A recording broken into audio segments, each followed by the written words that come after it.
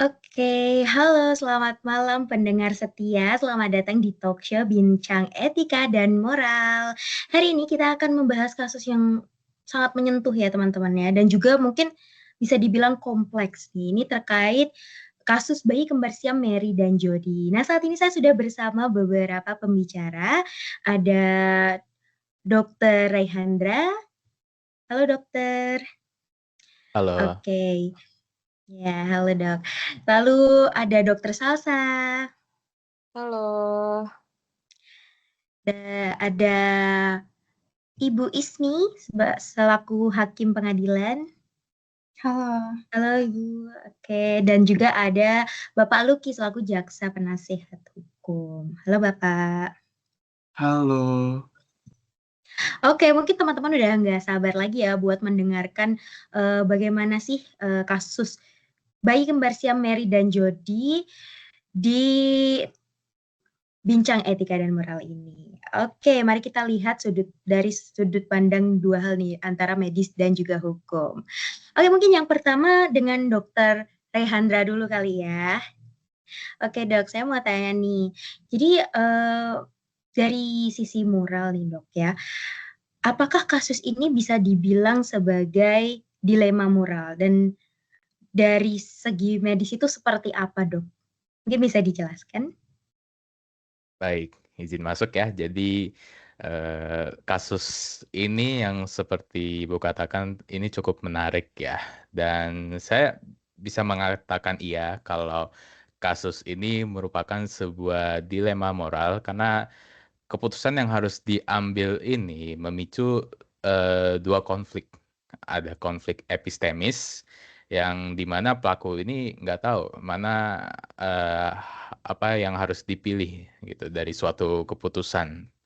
Dan juga ada konflik ontologis namanya, yang dimana mereka sadar kalau kenyataan dari kedua pilihan ini emang nggak bisa dipilih gitu. Nah, jadi dari kasus ini saya memberikan ada dua pilihan yang sangat sulit ya, mungkin cukup pahit untuk diterima gitu. Yang pertama adalah tidak melakukan operasi. Nah, jadi artinya apa? Artinya adalah kedua bayi kembar siam ini akan meninggal dalam waktu yang dekat gitu. Tapi kita ada pilihan kedua yang tidak sepahit pilihan sebelumnya, yang dimana melakukan operasi dengan menyelamatkan salah satu bayi. Tapi dengan biaya kita harus mengorbankan bayi lain yang dinilai lebih lemah. Nah, kalau dari kedua pilihan itu memang memiliki konsekuensi masing-masing yang tentunya itu bisa memicu suatu penderitaan dan juga tentunya pelanggaran terhadap nilai moral tertentu gitu. Sehingga kalau dari kasus ini memang tidak ada solusinya yang sepenuhnya benar ataupun salah. Semuanya ini bergantung pada kesepakatan bersama-sama gitu dengan mempertimbangkan hal-hal penting lainnya. Mungkin seperti itu ya kalau dikaitkannya dengan kasus ini. Oke, kalau dilihat memang kasusnya ini dilema moralnya sangat besar ya dok ya, karena kita juga nggak tahu nih apakah solusi yang diberikan oleh medis itu benar atau salah, dan kita juga tidak bisa langsung mengatakan bahwa oh solusi dari dokter itu salah karena melakukan operasi yang pada akhirnya membuat salah satu bayi itu meninggal gitu ya dok. Jadi semua memang tergantung kesepakatan bersama begitu ya. Ya, betul. Oke oke baik, terima kasih dokter. Mungkin kita lanjut nih dari sisi hukum ya, ada Ibu Ismi sebagai Hakim Pengadilan Tinggi. Oke Ibu, saya ingin bertanya ini Bu. Jadi kalau dari sisi hukum nih Bu, boleh dijelaskan nggak mengapa kasus ini juga bisa dibilang melibatkan pertimbangan metaetis? Halo Bu, terima kasih ya pertanyaannya. Jadi kalau misalkan dari sisi hukum sendiri, kasus kembar siam Mary dan Jody ini, kalau dilihat dari sudut pandang meta etis itu karena keputusan yang dihadapi itu nggak sesederhana milih antara benar atau salah. Nah, dalam kasus ini tuh dokter dan orang tua berada dalam dilema moral yang dalam. Apakah memisahkan kedua bayi yang berarti menyelamatkan Jody tapi akan menyebabkan Mary meninggal, atau membiarkan mereka tetap menyatu dan akhirnya kehilangan keduanya. Nah, jadi pendekatan meta etika justru ngajak kita buat mikir lebih dalam lagi, kenapa kita menganggap satu tindakan lebih benar daripada tindakan yang lain. Sehingga meta etika nggak cuma bicara soal aturan moral, tapi juga soal makna dan dasar moral itu sendiri. Misalnya, dokter mungkin merasa secara etis mereka punya kewajiban untuk menyelamatkan satu nyawa yang jelas bisa bertahan, yaitu Jody, meskipun harus mengorbankan yang lain. Sedangkan orang tua, karena keyakinan moral dan agama mereka, sehingga mereka percaya bahwa keduanya harus tetap dipertahankan sebisa mungkin, karena memilih untuk mengakhiri hidup Mary dianggap bertentangan dengan kehendak Tuhan. Nah, jadi kalau dari sisi meta etis itu sendiri, kita nggak cuma menilai keputusan itu dari norma sosial atau hukum medisnya aja, tapi juga melihat dari mana keyakinan moral itu berasal, apa arti nyawa, dan bagaimana kita mendefinisikan kebaikan dalam situasi yang rumit kayak seperti ini. Jadi keputusan yang diambil juga bukan cuma refleksi dari pandangan moral yang sangat dalam dan seringkali penuh konflik batin. Jadi untuk kalau berdasarkan dari sisi meta etis itu seperti itu sih, Bu. Oke, kalau dari sisi meta etis malah lebih dalam lagi ya, Bu, untuk, memahami secara moralnya itu bagaimana. Iya, sangat menarik ya, Ibu, ya, kalau, dibahas lebih dalam mengenai meta etis ini. Oke, mungkin kita lanjut kembali ke sisi kedokteran nih ya, dari sisi medis, dengan Dokter Salsa ya.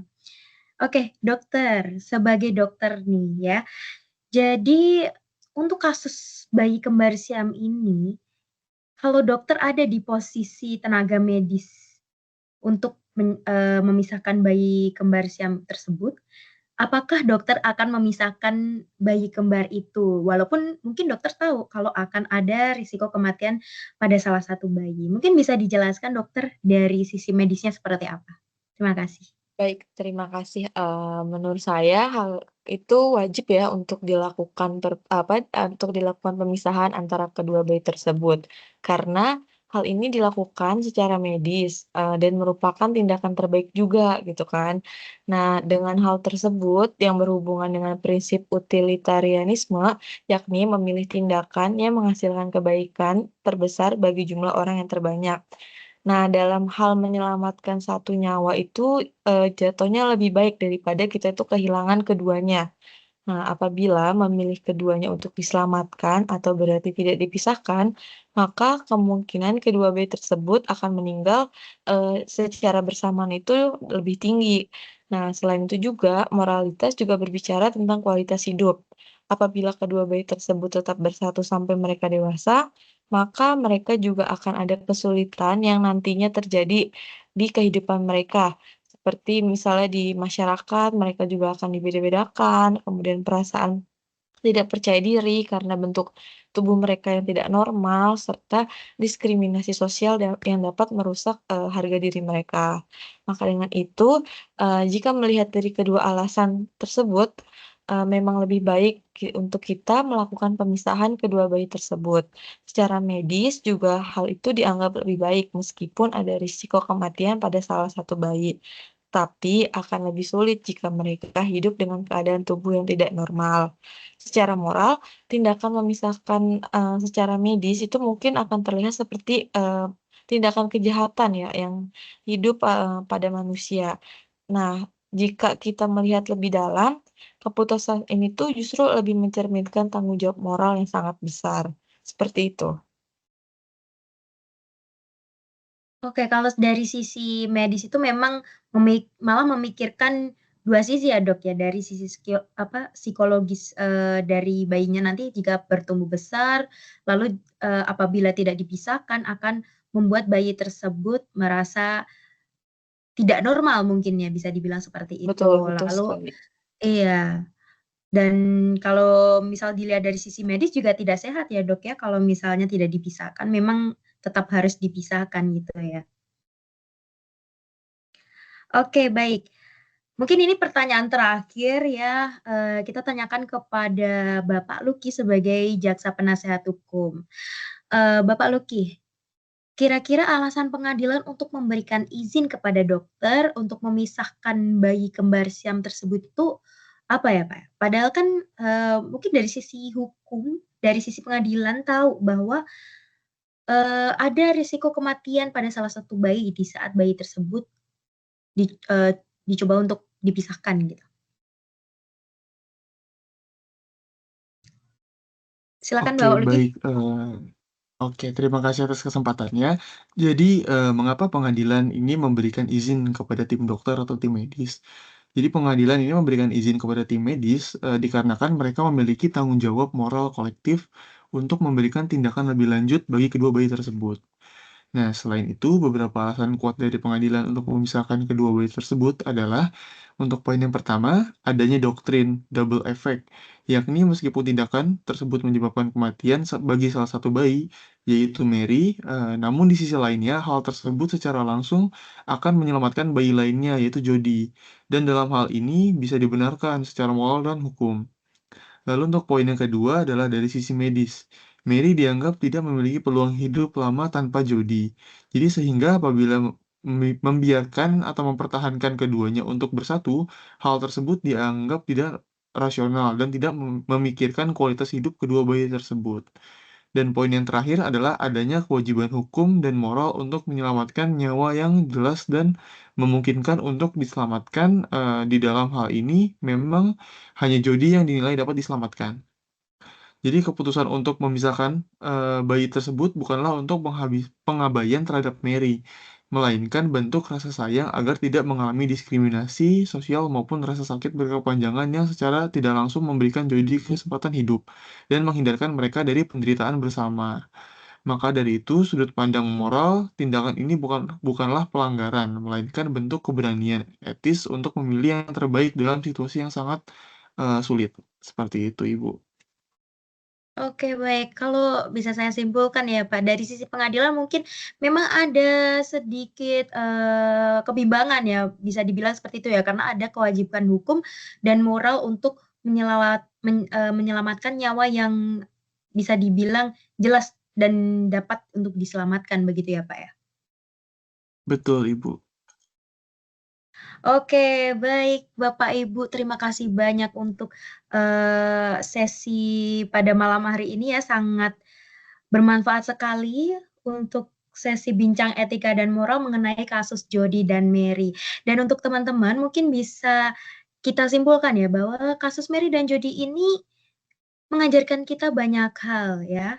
Ternyata di dalam dunia nyata, etika dan hukum itu memang seringkali berjalan berdampingan, namun dalam suatu ketegangan ya bisa dibilang seperti itu.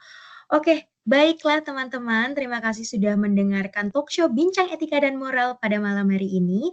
Kita bisa berjumpa lagi di episode berikutnya, oke? Bye-bye. Terima kasih semuanya, Bapak Ibu. Terima kasih, Oke, Bu. selamat malam. Terima kasih.